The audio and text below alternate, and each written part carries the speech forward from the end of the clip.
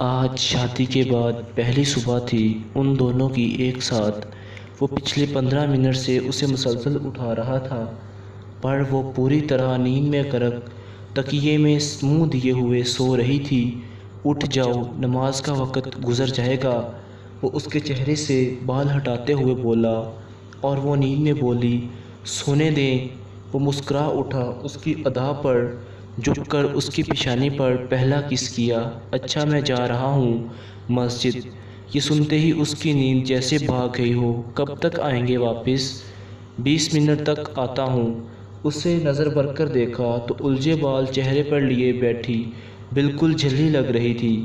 وہ جا چکا، اتنی مشکل تو کبھی بھی نہیں ہوئی اسے اٹھنے میں۔ وہ نماز وقت پر پڑھنے کی عادی تھی، اور آج آنکھیں ہی نہیں کھل رہی تھیں۔ کیا سوچ رہے ہوں گے وہ میرے بارے میں؟ شرمندگی ہی شرمندگی تھی۔ سب سوچتے سوچتے وہ وضو کر چکی تھی۔ وہ جائے نماز پر کھڑی ہونے لگی تو اسے ان کا خیال آنے لگا۔ وہ خیال جھٹک کر پھر سے نیت باندھنے والی تھی تو اسے اپنے پیچھے سے زاہد کی آواز سنائی دی، نیلا۔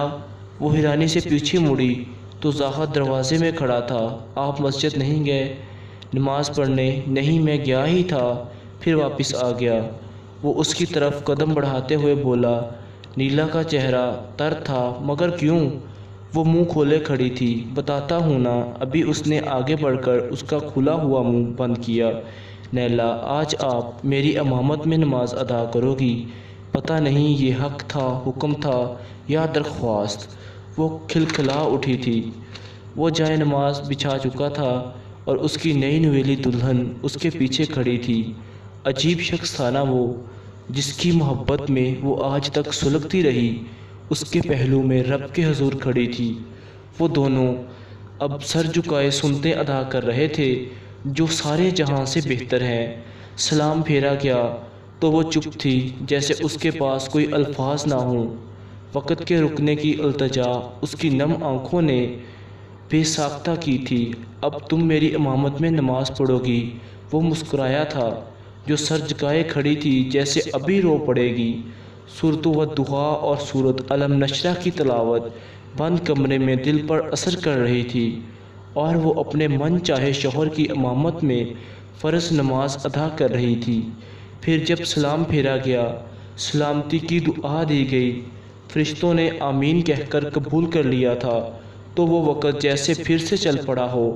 اب زاہد نیلا کا ہاتھ پکڑ کر درود شریف کی تسبیح کر رہا تھا اور اس کا لمس محسوس کر رہی تھی، اور وہ اتنا خوبصورت محسوس کر رہی تھی کہ بے ساختہ دل چاہا ابھی اس کی کالی آنکھوں میں جھانکے اور کہے، کہا تھا نا تمہاری ہوں، لو آج رب کے سامنے بھی گواہی دے دی۔ پھر نظریں اٹھنے سے انکاری تھیں۔ وہ سر جھکائے بس زاہد کی انگلیوں کو دیکھ رہی تھی، جو پورے استحقاق سے انگلیوں کی پوروں پر تسبیح پڑھ رہا تھا۔ ایک عجیب سکون، اطمینان سا ہو رہا تھا۔ جیسے ہی تسبیح ختم ہوئی تو دونوں سر جھکائے بند آنکھیں لیے دعا مانگنے کی کوشش کرنے لگے۔ اب کچھ مانگنا باقی رہ گیا تھا، اب تو بس شکر ہی تھا۔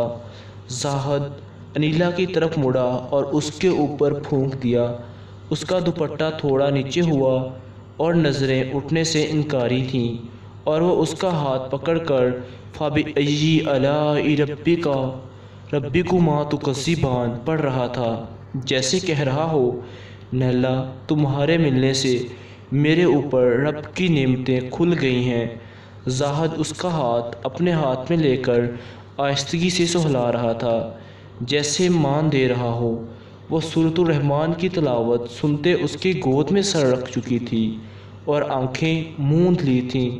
اتنے سال وہ زاہد کے لیے تڑپتی رہی، کبھی زاہد نے اسے نظریں اٹھا کر نہیں دیکھا، اور آج اسے رب کے سامنے لیے بیٹھا تھا۔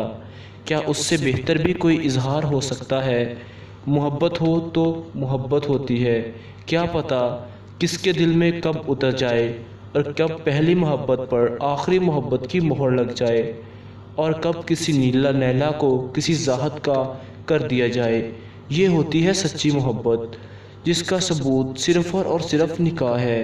نکاح کے بغیر سچی محبت ممکن نہیں۔